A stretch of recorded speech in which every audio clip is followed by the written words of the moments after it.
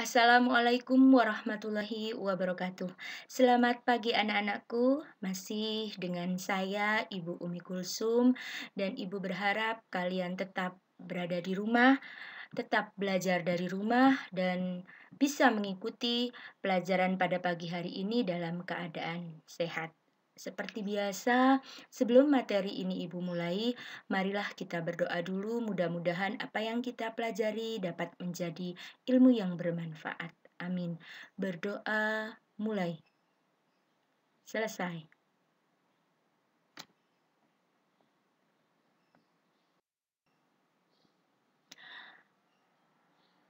Materi yang akan kita pelajari pada pagi hari ini masih tentang teorema Pitagoras dengan subpokok bahasan menentukan jenis-jenis segitiga berdasarkan panjang sisi yang diketahui, menyelesaikan masalah yang berkaitan dengan teorema Pitagoras.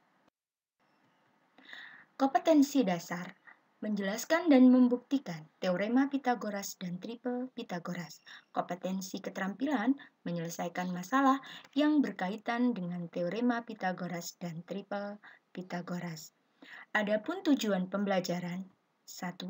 Siswa mampu menentukan jenis-jenis segitiga berdasarkan panjang sisi yang diketahui. 2. Siswa mampu menyelesaikan masalah yang berhubungan dengan teorema Pitagoras. Oke anak-anak, sekarang Ibu bahas yang pertama dulu, yaitu menentukan jenis-jenis segitiga berdasarkan panjang sisi yang diketahui. Berdasarkan teorema Pitagoras, kita bisa mengelompokkan jenis segitiga menjadi 3 jenis, yaitu segitiga siku-siku, segitiga lancip, dan segitiga tumpul. Bagaimana mengetahui suatu segitiga itu termasuk segitiga siku-siku, segitiga lancip, atau segitiga tumpul? Nah, coba kalian perhatikan dulu. Di sini Ibu berikan beberapa gambar dari segitiga. Yang pertama, segitiga dengan sisi ya, dengan sisi A, B, dan C. Kemudian yang kedua juga segitiga dengan sisi A, sisi B, dan juga sisi C. Kemudian segitiga yang ketiga ya. Di sini suatu segitiga dengan sisi A juga, kemudian B dan C. Dari ketiga segitiga yang Ibu berikan, coba kalian perhatikan ya. Jika sisi C itu merupakan sisi terpanjang dari sisi-sisi yang lain, nah, bagaimana cara menentukan kalau segitiga itu namanya segitiga siku-siku, segitiga lancip, atau segitiga tumpul? Bagaimana caranya? Nah, kita bisa menggunakan atau membandingkan kuadrat dari sisi terpanjangnya tadi dengan jumlah hasil kuadrat sisi-sisi yang lain. Contoh untuk segitiga yang pertama atau gambar yang pertama. Kalau Ibu lihat ya, C kuadrat sama dengan A kuadrat ditambah B kuadrat. Artinya, sisi terpanjangnya C kuadrat itu sama dengan kuadrat jumlah sisi-sisi yang lain, maka segitiga ini namanya adalah segitiga siku-siku. Kemudian kalian perhatikan yang kedua. Ternyata C kuadrat kalau dicari nilainya, hasilnya itu lebih kecil dari A kuadrat ditambah B kuadrat. Maka segitiga itu namanya adalah segitiga lancip. Kemudian, kalau nilai dari C kuadratnya itu lebih besar dari A kuadrat ditambah B kuadrat, maka segitiga itu namanya adalah segitiga tumpul. Jadi kita bisa membedakan ya, mana yang segitiga siku-siku, segitiga lancip, atau segitiga tumpul. Berdasarkan apa? Berdasarkan dari panjang sisi-sisinya. Sudah jelas anak-anak? Kalau sudah jelas, Ibu lanjutkan di sini.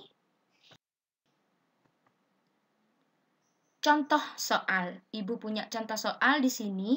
Suatu segitiga siku-siku ABC dengan siku-siku berada di B. Tentukan jenis segitiga tersebut jika diketahui panjang sisi AB sama dengan 8 cm, BC 15 cm, dan AC 20 cm. Nah, ini kira-kira perlu digambar nggak? Nggak perlu ya, kita cukup memisahkan saja sisi yang terpanjangnya dan sisi-sisi yang lain. Jadi caranya yang pertama kita tentukan dulu sisi yang terpanjang. Kita lihat ya, kita jawab di sini. Dari angka 8, 15, dan 20, maka sisi yang terpanjang itu merupakan sisi AC, yaitu 20 cm. Maka kita pisahkan dulu ya, 20 kuadrat ya. Kemudian kita isi titik-titiknya di sini. Kemudian dilanjutkan dengan sisi yang lain, yaitu 8 kuadrat ditambah 15 kuadrat. Jelas dulu anak-anak? Di sini ya, jadi kita pisahkan sisi yang terpanjang. Di sini adalah 20, jadi 20 kuadrat, titik-titik. Ini belum kita isi karena kita tidak tahu ya. Sisi yang terpanjang itu sama dengan lebih kecil atau lebih besar. Jadi kita isi titik-titik dulu. Kemudian sisi yang lain yaitu 8 kuadrat ditambah 15 kuadrat. Kalau sudah jelas, kita lanjutkan. 20 kuadrat itu berarti sama dengan 400 ya. Titik-titiknya tetap dulu, jangan diisi. Kemudian 8 kuadrat hasilnya adalah 64. Ditambah 15 kuadrat hasilnya 225. Kemudian 400 kita jumlahkan di sini ya. 64 ditambah 225 sama dengan 289. Nah, di sini titik-titiknya itu kita perlu isi apa? Lebih besar atau lebih kecil? Bagaimana? Bagaimana hubungan antara 400 dengan 289?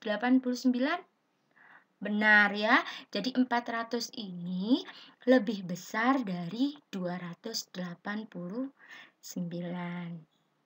Nah, berdasarkan tadi yang Ibu jelaskan ya, jenis-jenis segitiga kalau sisi terpanjangnya itu lebih besar dari jumlah kuadrat dari sisi-sisi yang lain, maka namanya segitiga itu termasuk segitiga tumpul.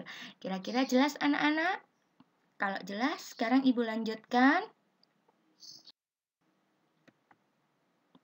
Ibu lanjutkan yang kedua, yaitu menyelesaikan masalah yang berkaitan dengan teorema Pythagoras.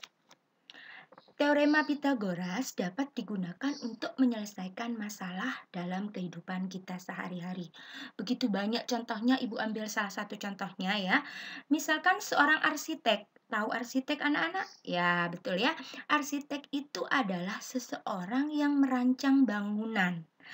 Seorang arsitek itu bisa menggunakan konsep teorema Pythagorasnya dalam suatu pekerjaannya, misalnya dalam mengukur kemiringan bangunan. Seberapa besar kemiringannya agar bangunan itu bisa berdiri dengan kokoh dan kuat. Maka arsitek itu bisa menyelesaikannya dengan menggunakan teorema Pythagoras, ya. Nah, di sini Ibu berikan suatu contoh ya, soal cerita yang berupa soal cerita yang berkaitan dengan kehidupan kita sehari-hari. Coba perhatikan di sini Ibu punya suatu soal cerita yang berhubungan dengan teorema Pythagoras ya. Sebuah tangga yang panjangnya 10 meter bersandar pada sebuah tiang listrik. Jarak ujung bawah tangga terhadap tiang listrik adalah 6 meter. Tinggi tiang listrik yang dapat dicapai tangga tersebut adalah, nah, untuk menjawab soal ini kita menggunakan teorema Pythagoras. Jadi kita gambarkan dulu ya. Di sini jaraknya ya, sebuah tangga itu panjangnya bersandar pada sebuah tiang listrik. Jadi diketahui sisi terpanjangnya atau hipotenusa, sisi miringnya adalah 10 meter. Jarak ujung tangga bawah ke tiang listrik, berarti di sini sisi datarnya adalah 6 meter. Yang ditanya adalah tinggi tiang listrik. kita ingat ya, berdasarkan teorema Pitagoras bahwa sisi miring kuadrat sama dengan sisi datar kuadrat ditambah sisi tegak kuadrat. Jadi sisi miringnya adalah 10 kuadrat sama dengan T kuadrat ditambah 6 kuadrat. Jadi untuk mencari T kuadrat sama dengan 10 kuadrat dikurangi 6 kuadrat. T kuadrat sama dengan 10 kuadrat itu sama dengan 100. 6 kuadrat itu sama dengan 36. Jadi T kuadrat hasilnya 64. T adalah, mencari nilai T berarti akar dari 64. Kalau T kuadrat sama dengan 64, maka mencari T sama dengan akar dari 64. Jadi ditemukan hasilnya adalah 8. Tinggi tiang listriknya adalah 8. Jadi bisa disimpulkan tinggi tiang listrik tersebut adalah 8 meter.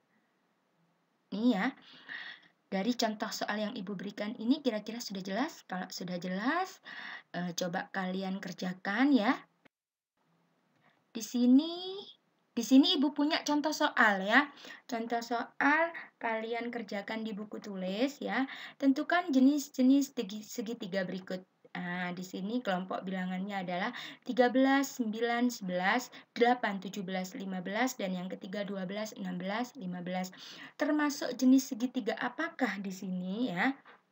Kemudian yang kedua, sebuah kapal berlayar sejauh 15 km ke arah utara, lalu berbelok ke arah barat sejauh 36 km. Hitunglah berapa jarak dari titik awal keberangkatan kapal ke titik akhir. Coba kalian kerjakan di buku tulis seperti biasa. Setelah mengerjakan, tolong share ke Ibu ya.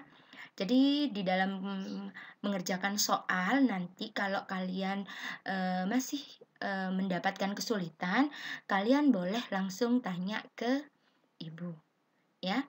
Untuk hari ini Ibu rasa sudah cukup. Kita ketemu minggu depan. Terima kasih.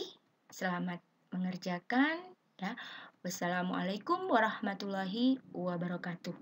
Belajar dari rumah akan tetap menyenangkan.